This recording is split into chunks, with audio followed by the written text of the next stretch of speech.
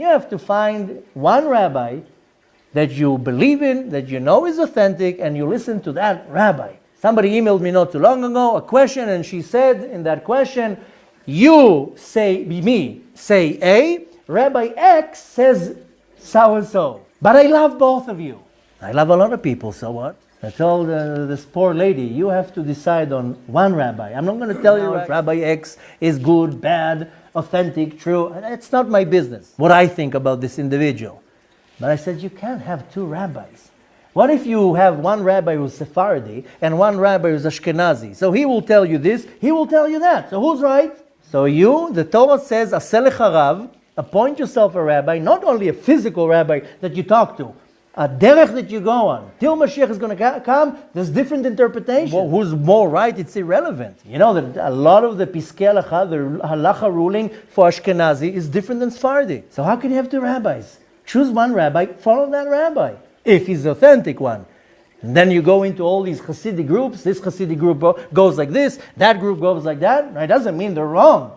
But you can't have a rabbi from this group and a rabbi from that group and a rabbi from this group. You're just going to get confused.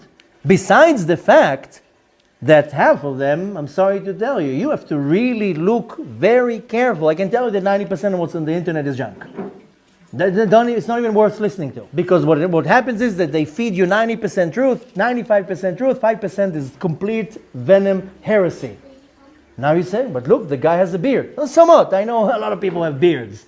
Yeah, but the guy has 100,000 followers. So what? Well, it doesn't mean how many followers they have. You know, the best, greatest rabbi in our generation don't even have a Facebook or a YouTube. So the amount of followers doesn't mean anything. Unfortunately, the Torah becomes like whatever they want. This guy learns like this guy learns, and I'm telling you, if I would tell you stories that I hear, and a lot of it is from innocence. Not too long ago, some young guy came and he told me, listen, used to come here through all the Shabbat meals. He told me, this Shabbat I'm going to eat at home. But I want to know, I have fish, I want to know if I can warm the fish on Shabbat. So I said, okay, it depends if you're Sephardi or Ashkenazi. If you're Ashkenazi, you can warm the fish, you can warm things on Shabbat. So if you're Sephardi, and the fish has a little bit of sauce or something, and you can warm it on the hot plate.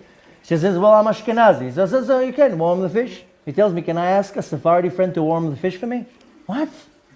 If you're Ashkenazi, and you follow the Piskei Halacha of the Ramah, you cannot warm the fish on Shabbat. So you're going to come now to a Sephardi friend, tell him, warm the fish for me? He didn't ask that from being evil. He just doesn't know. But the sad reality is that most people are misguided when it comes to the Torah. Because now it's popular to have a YouTube channel and a Facebook, whatever it is. And now every second day, some new guy comes up. Now I'm not saying all of them are bad, but the majority are. A lot of it is missionaries, a lot of it is business, a lot of it is money, a lot of it is hooks for a person to become a heretic. And you know how many rabbis are online that they feed you junk that you can't even imagine? And it causes the person to become confused.